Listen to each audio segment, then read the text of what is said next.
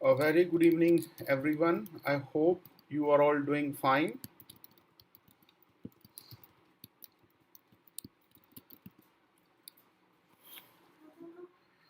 So, we are on the 8th day of our lecture today about um this facts analysis, which is done to sort your cells, complex cells, simple cells, big cell, small cell. So, it is done in order to identify the diagnose a disease. For the same, we do uh, this facts analysis.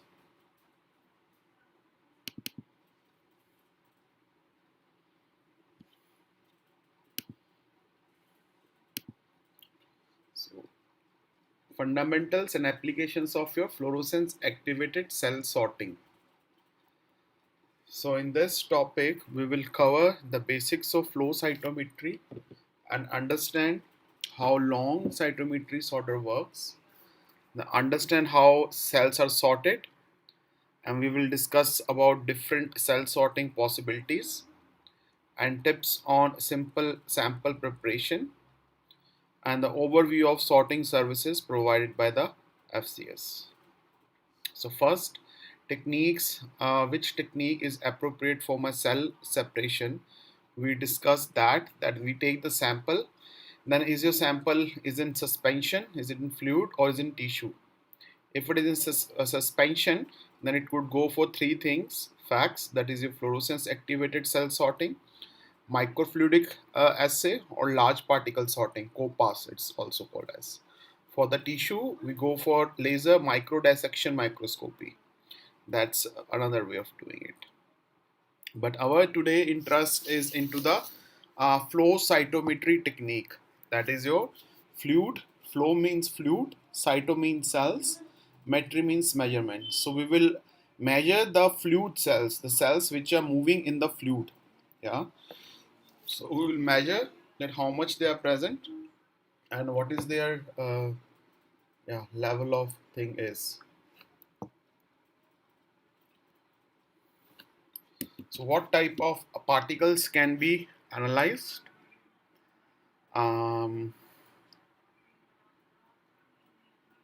so we can analyze cells, chromosomes, bacteria, yeast, microparticles. So all above five things are possible while analyzing fax analysis. And how much is the range of particle size that could be analyzed under fax analysis? It could range from 0.05 micrometer to 14 micrometer. For bacteria, whose size is around 0.5 micrometer, to the range of your neutrophil, lymphocytes, and monocytes of size 12, 8, and 14 micrometer respectively. So from smaller to larger, it could analyze all types of cells. So what it really matters, what does it really measures while doing its analysis? Basically, three basic parameters. That is relative size, relative internal complexity, and then fluorescence intensity. How much they are giving the fluorescence, how much your internal cells are being complexed, and how smaller or bigger they are. So these are the some sample analyzers from top to bottom. We can see BD accuracy CG plus. These are all from the BD science, different level of with different complexity and different models are. So a sorter can be divided onto three main subsystems. First is fluidic system, then comes your optic system, and then comes your electronic system. To introduce and focus the cells for interrogation and create a stable break-off for sorting, and then to generate and collect the light signals, and the electronics, that is to convert the optical signals to proportionally digital signals and process and communicate with the computer. The first, like our cells will be sorted in the fluid, then we get the signals with the help of optics, and then those signals are digitized in order to communicate with the computer. So how do we record individual cells in fax analysis? The first is the samples are introduced into the running sheath fluid in the flow cells. So here on the right side you can see a diagram showing a central core of the cells going flowing, and then they are making a single flow. On the left and right there is a sheath fluid in which the samples are not being mixed, and the sample flow rate could be adjustable in this case. A reduction of cross sections causes an acceleration of the central core stream that leads to laminar fluidics. So there are two different optic systems in a sorter. First, excitations optic consists of lasers. The second, fiber optic cables that carry beams to steering prisms, which then directly laser beams to the stream. So on the left hand side you can see fiber optics, X optical plates, then there are lots of prism, and then these laser lights out of these lenses going through the nozzles of your flow cell, and from these the laser lights that are flowing from the flow cells gives the signals to the computer later.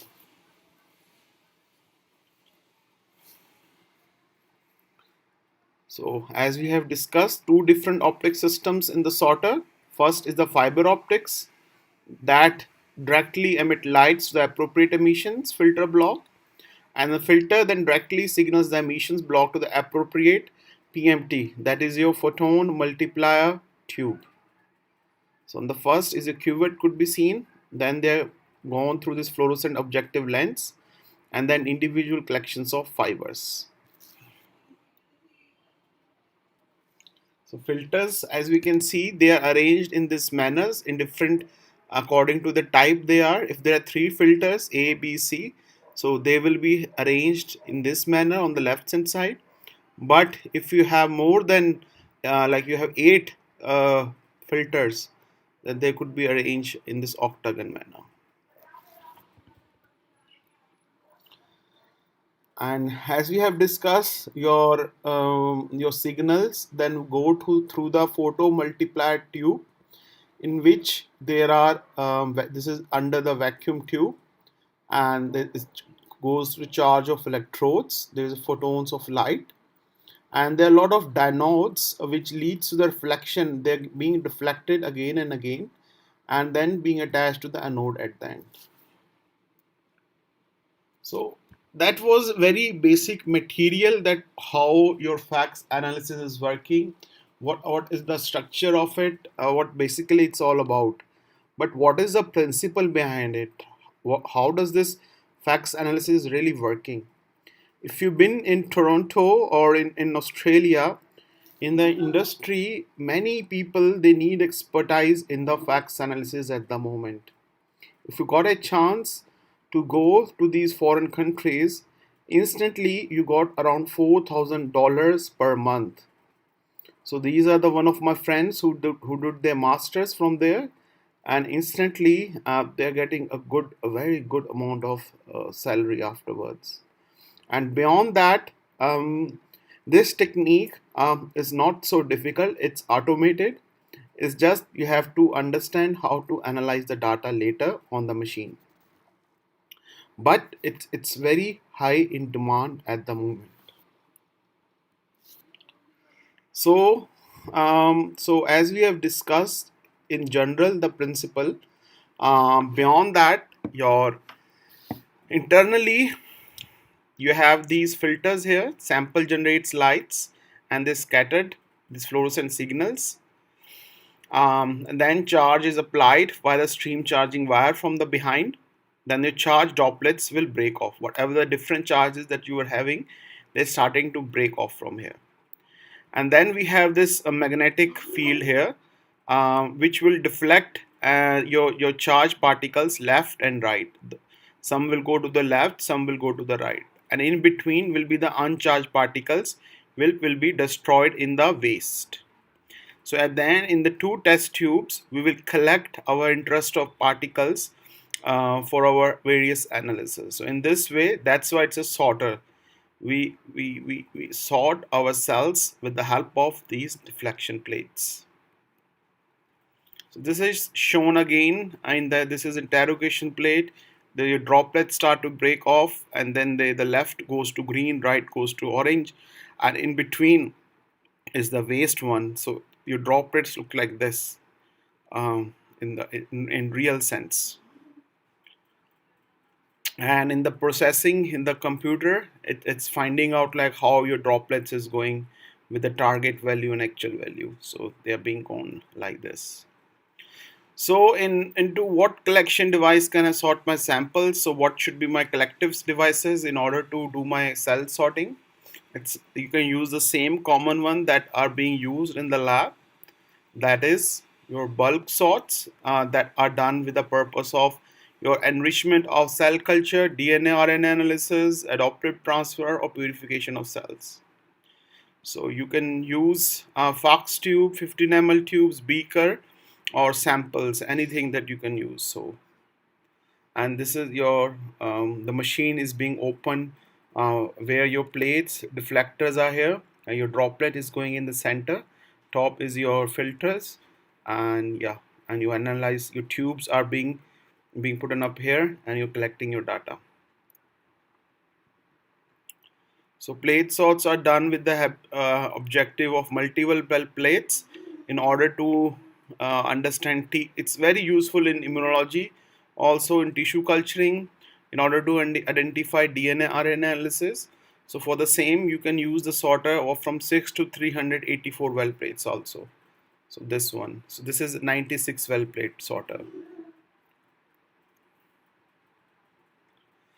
So this is various. Another one, 8 plate, multiple small ones. So you can use as much as you like the different ones. So some quick tips in order to plan your experiments. that whatever the antibodies that you're choosing, they will have different optical configurations. So bring some controls such as unstained non-transfected cells in order to remove your background signals. Bring single stain samples to set the compensations. Further, use maximum of 2% of FCS cells or BCA, which is recommended in the suspension medium of cells to be sorted. And avoid phenol red media because it will give autofluorescence, of course, and most cells types will do well just in PBS. So if your cells have tendency to for aggregates, consider adding one of the following. Use calcium or magnesium for free sorting buffer, or you can also add 1% acutase in sorting buffer. So if anyone is working in this field at the moment, you can take care of these tips.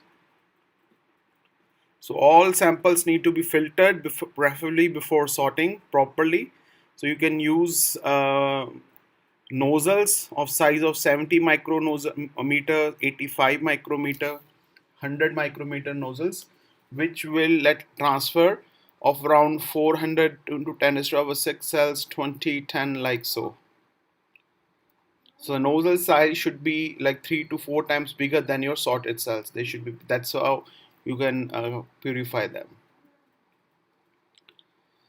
It's just about nozzles, how you should have them. So in order, what we did at the moment is we have analyzed that what kind of sorters are, and we can possibilities from the smallest to largest adipocytes we can do it.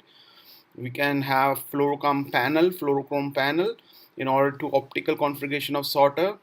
Prepare samples, follow your guidelines. Do not forget to use controls and appropriate collection media for your downstream techniques also.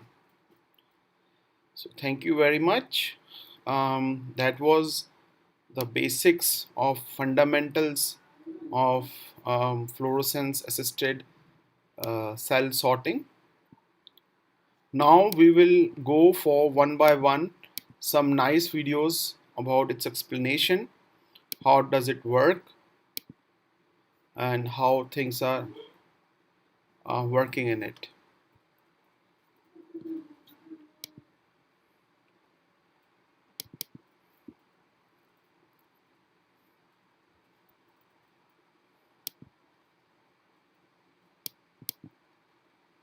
Yeah, this one is very nice video. I hope you will like it.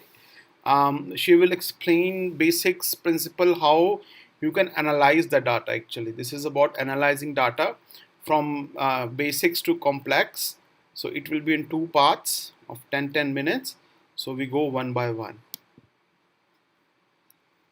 Hello guys, in this video I'm going to speak about a very important or very interesting mechanism called the flow cytometer and FACS.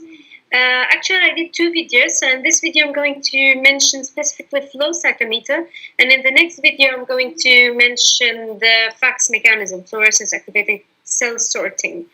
Let's start speaking about flow cytometer. Flow cytometer is a cell counting mechanism. So it's used to count the cells and to analyze the phenotype and the health situation of the cell. How does it work in general? First, in general, in flow cytometer, I have something called the flow cell. In the flow cell, we add our cell mixture. Then I have the sheath fluids. The sheath fluids will apply something called the hydrodynamic focusing. The hydrodynamic focusing of the sheath fluids will send the cells one by one through the flow cytometer tube. It's very important to pass the cells one by one through the tube, because here I have something called the laser beam, and the cells should pass through the laser beam one by one. This point where the cells pass through the laser beam is called the interrogation point. Now, when the cell pass through the laser beam, there are two events happening. First is the forward scattering, which is the light scattered in an acute angle to the forward direction, and the side scattering, which is the light scattered in in every other direction, in side directions. These two events, or this light scattering, is detected by specific detectors called the forward detector and the side detectors. And these detectors are connected to a PC, or a data analysis analyzer, which is going to analyze the data obtained from the detectors. Now, this is in general. Now, I'm going to speak more in details. Saying that this is the flow cytometer tube, and then the cells pass one by one through the laser beam. When the cell pass through the laser beam, the cells scatter the light in a forward direction, which is the light scattered in an acute angle.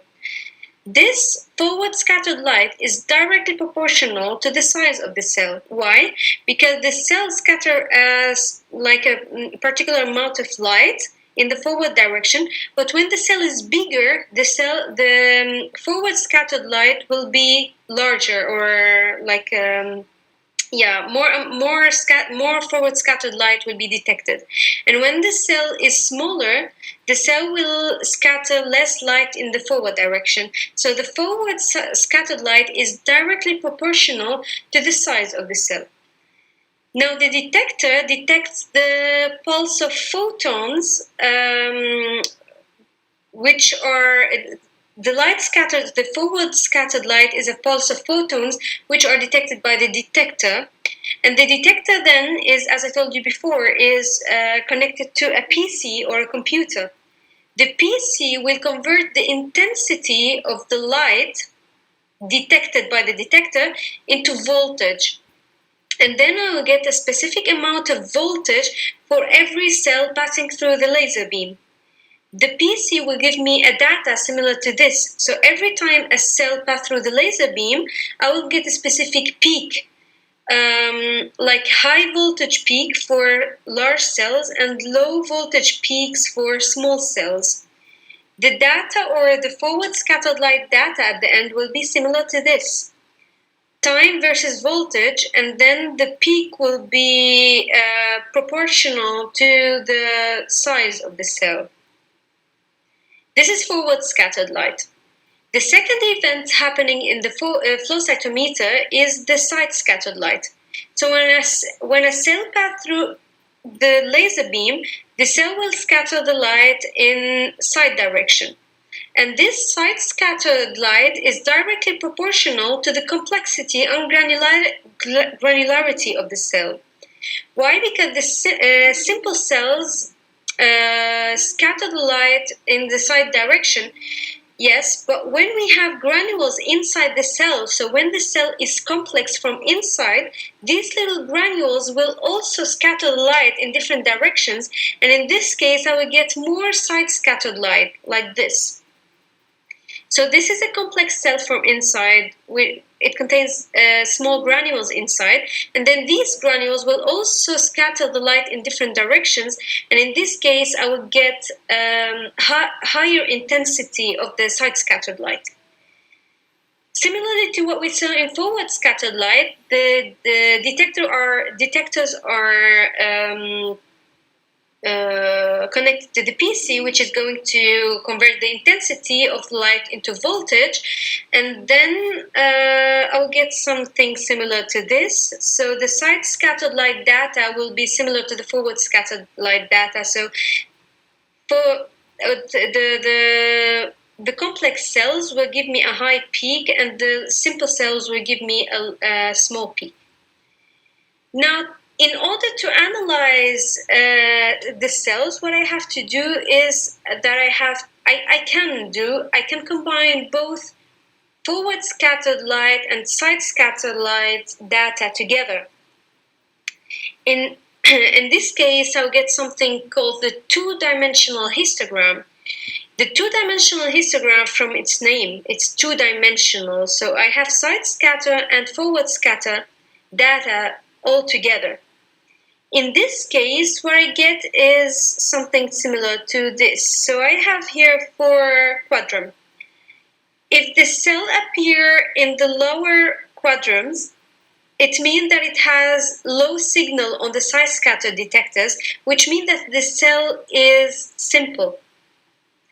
If the cell appears in the upper half, it means that it gives high signal on the side scatter detectors, so it means that the cell is complex.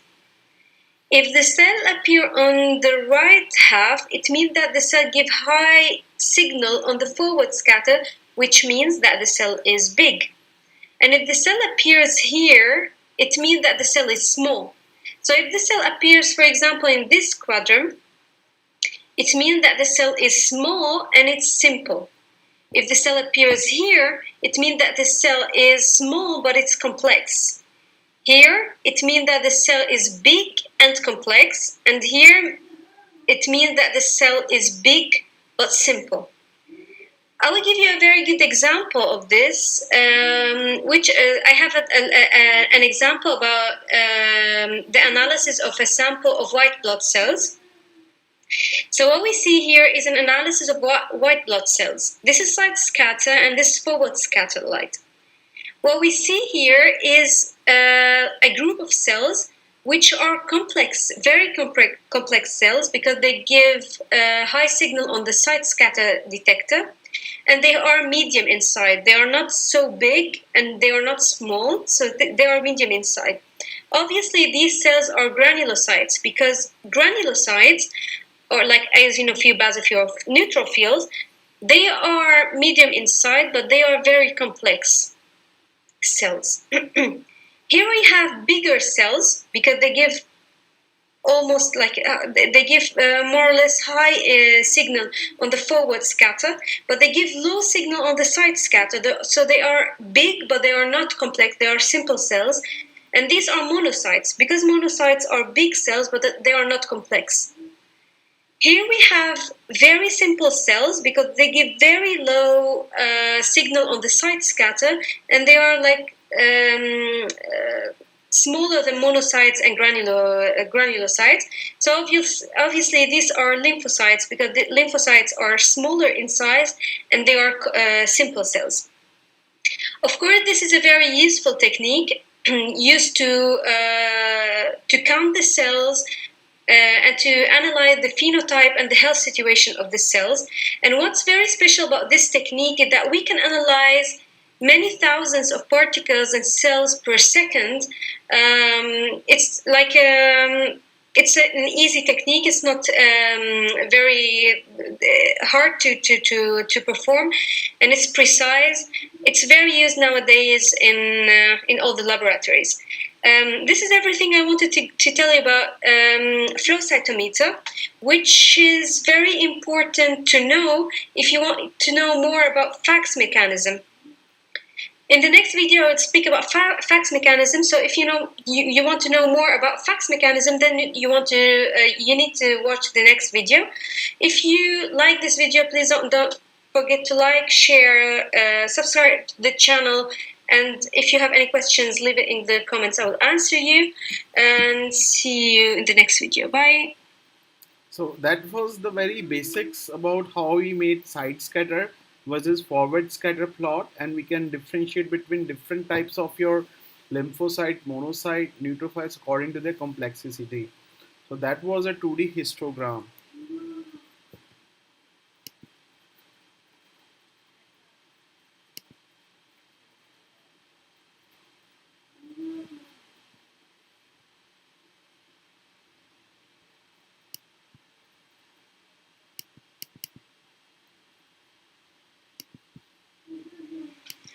Hello guys, this is a continuation of the subject flow cytometer and FACS mechanism. In the previous video, I spoke in details about flow cytometer, and in this video I'm going to speak about FACS mechanism, fluorescence activated cell sorting. If you didn't watch the previous video, I highly recommend you to go and watch it because it will be much easier to understand FACS mechanism if you fully understand the flow cytometer mechanism. So let's start speaking about FACS. FACS mechanism is not only a cell counting mechanism, but it's also a cell sorting mechanism. So it provides a method to sort a heterogeneous mixture of biological cells. It depends on light scattering, as we saw in flow cytometer, so forward scattering in light and side scattering light, but it also depends on the fluorescence, and it also can detect fluorescence. Fax mechanism looks like this. So we have the machine, we have, of course, the computer, which is going to analyze the data, and we have the fluids container and the waste container. Now, how does it work? A fax machine looks like this from inside. So we have also the flow cell and the sheath fluids, which apply the hydrodynamic forces on the cell to pass them one by one through the tube. This is what we saw in flow cytometer in the previous video. The cells will pass one by one through the cell tube, and then we have the laser. So the cells will pass through the laser beam one by one. When the cell pass through the laser beam, there is the forward scatter, which is detected by the forward scatter detector, and then there is the side scatter, which is detected by the side scatter detector. But here there is also the fluorescence, which is detected by the fluorescence detectors. Here we have mirrors and filters, which are aimed to filter the light and to deliver particular wavelengths to the appropriate detector. Then all the detectors are connected to the computer, which is going to analyze the data. Now let's speak more in details. As we saw in in flow cytometer, we have forward scatter and light and side scatter. Here we have also the fluorescence. So saying that I have a cell mixture. Inside this mixture, I have a mixture of cells, or cells who are expressing a particular protein, and other cells who are not expressing the particular proteins, the particular protein or the protein of interest. What I want to do here is I want to count how many cells there is inside the mixture and how many cells are expressing the protein and how many cells are not expressing the protein. And then I want to separate this heterogeneous mixture into two groups of cells. The cells who are expressing the protein and the cells who are not expressing the protein. To do this, first of all, I have to design a specific antibody for this protein. This antibody is specific to the protein of my interest. I'm not like I can buy this protein. There are companies who design specific antibodies for particular proteins. Then I have to label this antibody with a specific fluorophore.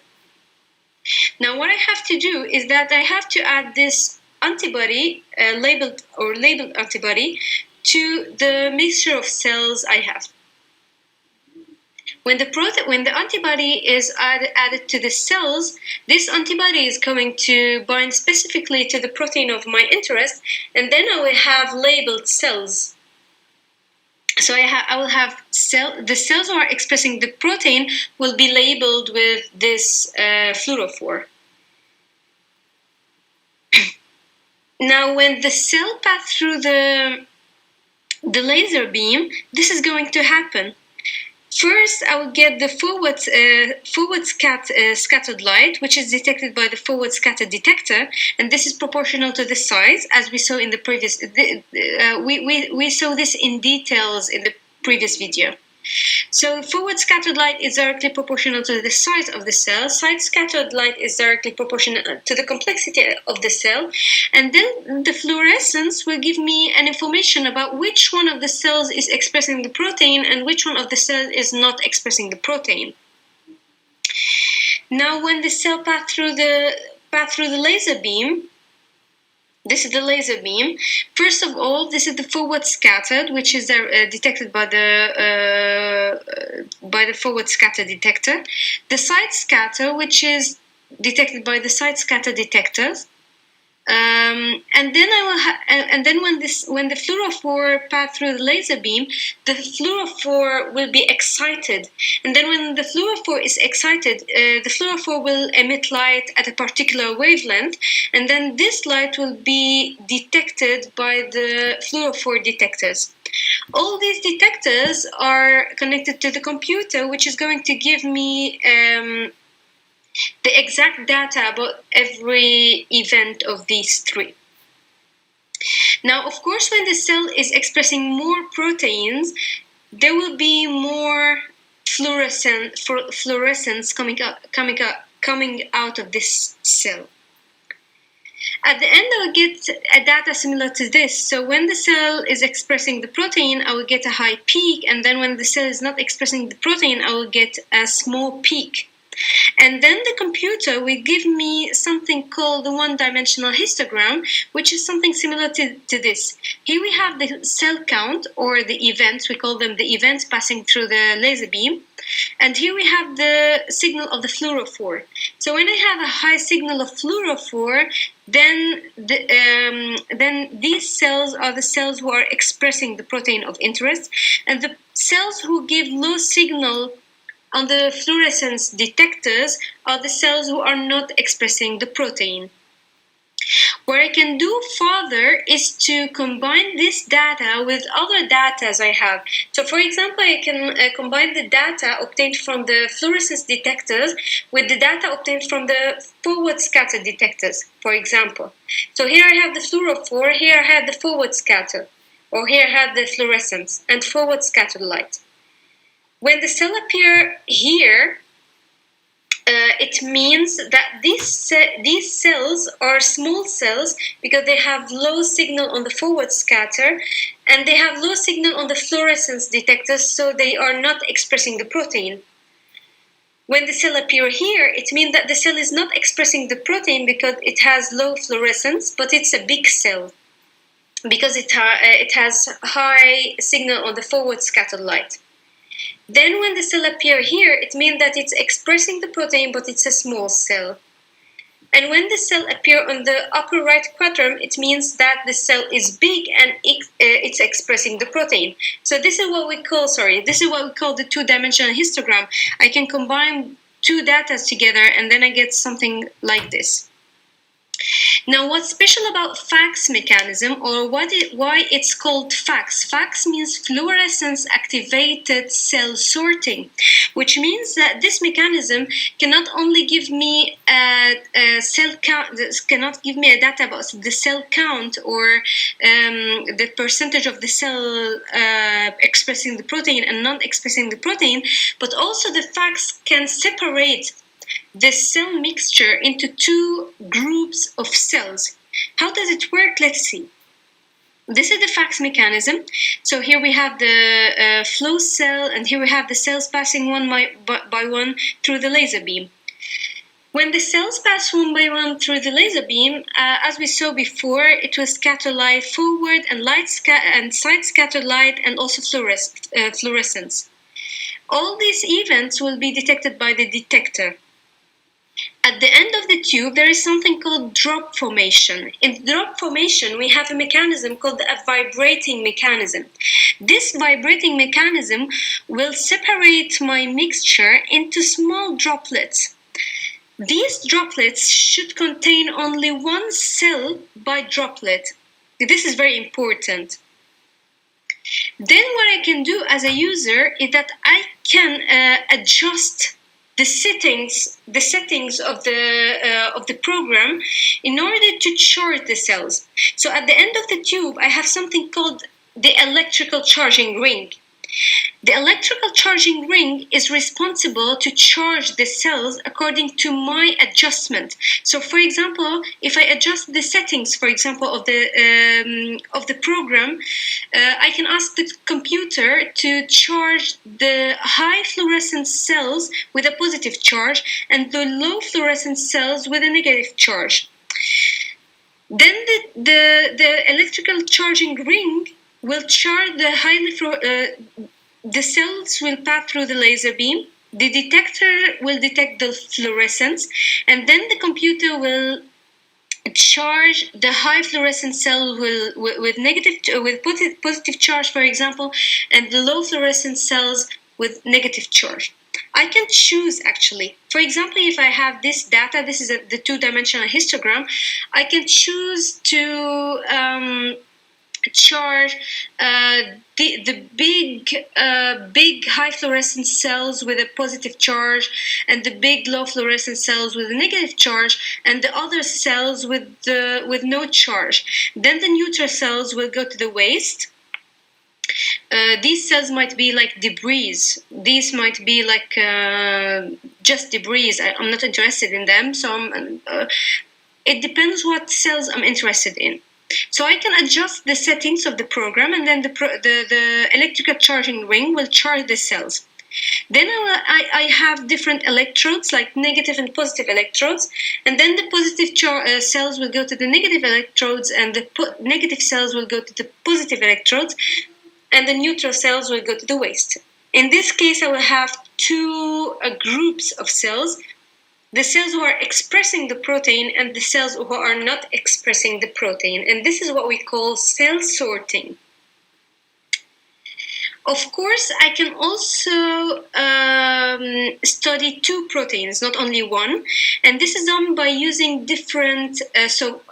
of course, to study two proteins, I need two specific antibodies, because I need one specific antibody for each protein. But I need to label every antibody with a different fluorophore. Of course, I have different fluorophores, and every fluorophore emits light in a different wavelength. I need to know every fluorophore, the wavelength every fluorophore emits light in. So if I use two different fluorophores, then I can study two different proteins. For example, this fluorophore emits a green light or a light green light, and this fluorophore emits yellow light. So they are different wavelengths. Then if the cell is emitting only has only a green fluorophore, we can know that this cell is expressing one protein, or the green protein. If the cell is emitting yellow light, then the cell is expressing only the second protein. And if the cell is emitting two lights, then or giving two signals on the two detectors, then we can say that the cell is expressing both proteins. How can we detect two different wavelengths? As I showed you before, the FACS mechanism contains different detectors, different fluorescence detectors, and here we have the filters, the light filters, which deliver a particular wavelength to a particular detector. So every detector will detect a particular wavelength, and then we can use two different fluorophores if they emit light on different wavelengths. Okay. We can also combine the data together. So I can form this two-dimensional histogram again, but with the protein 1 and protein 2. So I have fluorophore 1 signal coming from fluorophore 1 and fluorophore 2. So when the cells are in this, when the cells are here, it means that these cells are expressing both proteins, because they are giving high signal on the first detector on the second detector. If the cells are here, it means that they are expressing protein 2, but they are not expressing protein 1. These cells are expressing protein 1 because they have high signal on the detector of fluorophore 1, but they are not expressing protein 2 because they have low signal on the detector of fluorophore 2. And these cells are not expressing any of the proteins. Now I have like a real two-dimensional histogram. And this is like ideal to see how cells are shown in the two-dimensional histogram. So these cells, here we are studying two different proteins, CD14 and CD4. We are labeling CD14 with PE, and we are labeling CD4 with FET-C. We are labeling them with different fluorophores. Then cells in this quadrum are expressing CD14, but they are not expressing CD4, so we have CD4 negative. Cells here are expressing both. They are giving high signal on both of them. So the CD14 positive, CD4 positive. These cells are CD14 and CD4 negative because they are giving low signal on both detectors. And these cells are expressing CD4. They are giving high signal on CD4 detector or on FET-C detector, but they are giving low signal on the other detectors, so they are expressing only CD4. This is like a very simple example about how the data looks like in the two-dimensional histogram. Of course, there are many more complex data. So if you want me, I cannot speak about everything in this video. So if you want me to do another video especially about data analysis and gating in facts analysis, please write me in the comments. As you know, now we can in the new fax machines we can analyze like tens of proteins and tens of cells in one time, because new fax machines have like some machines like there is now one fax machine in the market which contains 10 lasers and 30 detectors.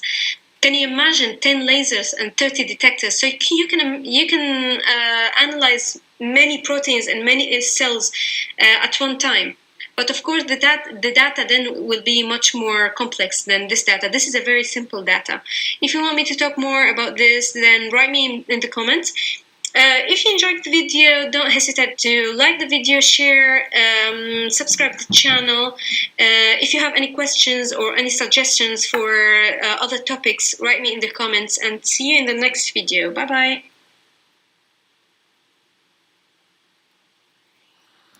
Okay, so I hope this has been clear now.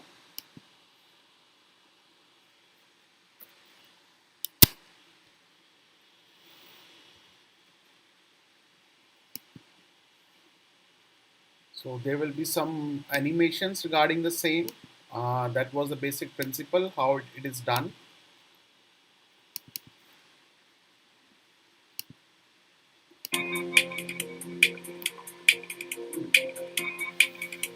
(3D animation).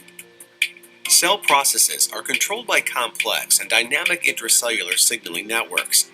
Surface receptors pass information into the cell by modifying cytoplasmic proteins.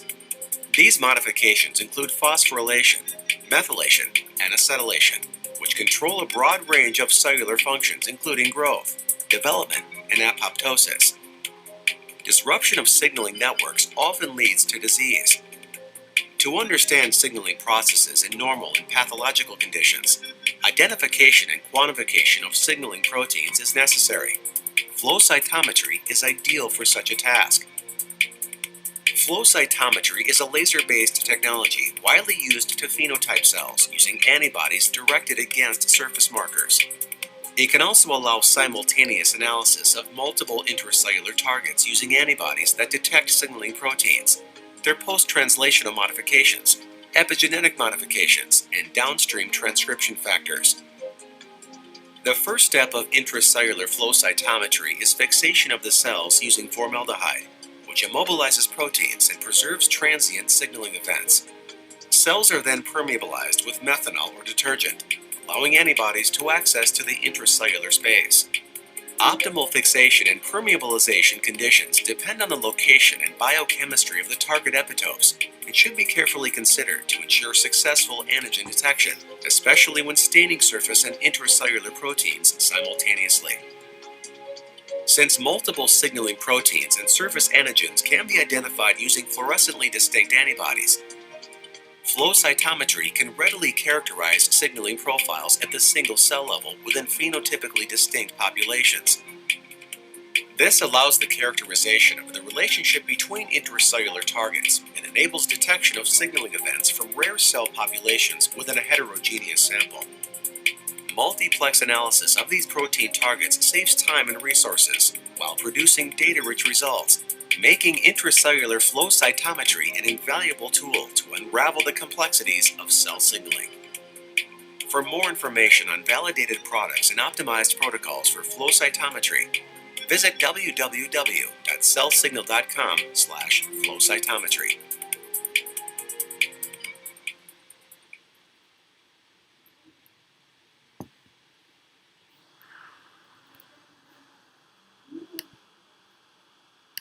And this is the last one.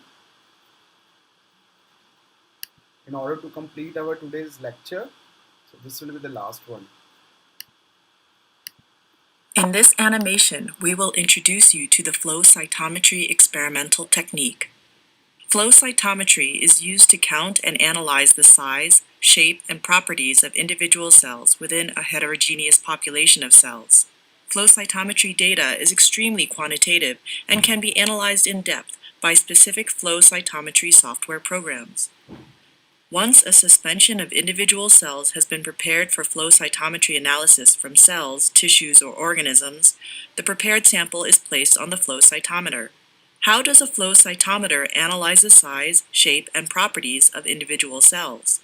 A flow cytometer contains several key components, including the sample, fluidics that move the sample into the flow cytometer, lasers, optics which gather the light, detectors to sense the light, and a computer system to output the data into a form that can be analyzed by the researcher.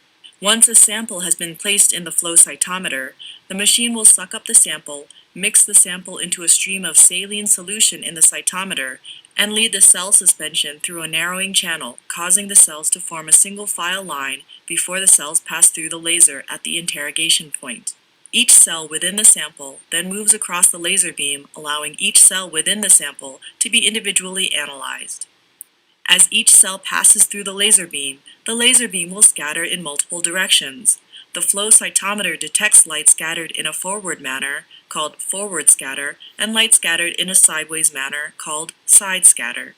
The amount of forward scattered light for each cell is detected by a detector on the far side of the cell from the laser. Forward scatter is proportional to the size of the cell. The detector converts the scattered light into a voltage pulse, which is directly proportional to the amount of forward scattered light. The computer converts these data into a histogram plot with the amount of forward scattered light on the x-axis and the number of cells on the y-axis. The amount of side scattered light is detected by a detector located perpendicular to the path of the laser beam. Side scatter is proportional to the shape and internal complexity of a cell. Just like with forward scattered light, the flow cytometer converts the detected side scattered light into a voltage pulse, which is directly proportional to the amount of side scattered light. By analyzing the forward and side scatter data together, the researcher can understand a cell's size, shape, and complexity.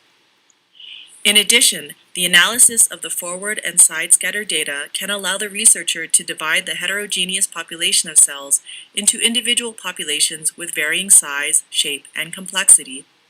This capability of analyzing multiple populations within a sample is the immense strength of the flow cytometry experimental technique. In addition to analyzing a cell's size, shape, and complexity, a flow cytometer can also detect emitted light from excited fluorescent molecules, such as fluorescently labeled antibodies or fluorescent dyes or stains. For the rest of this animation, we will focus on the detection of fluorescent signal by the flow cytometer. For more information about fluorescence, please see the fluorescence animation.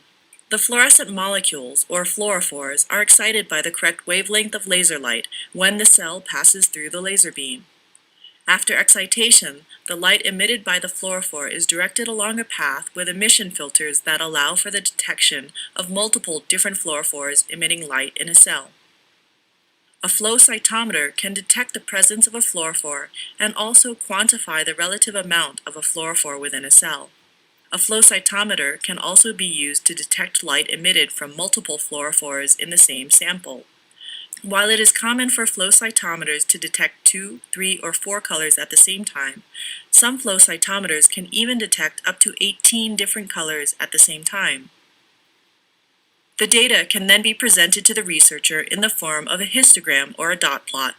Such data furthers the powers of flow cytometry analysis by enabling the researcher to analyze individual populations of cells within a heterogeneous mix of cells in the sample.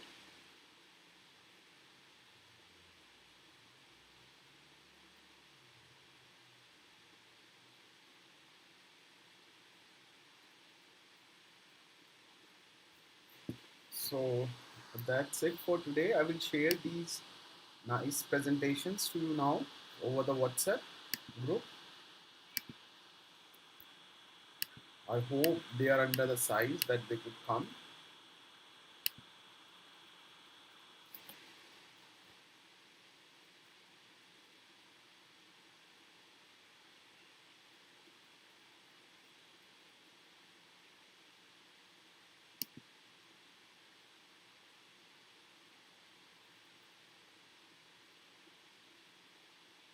So, okay,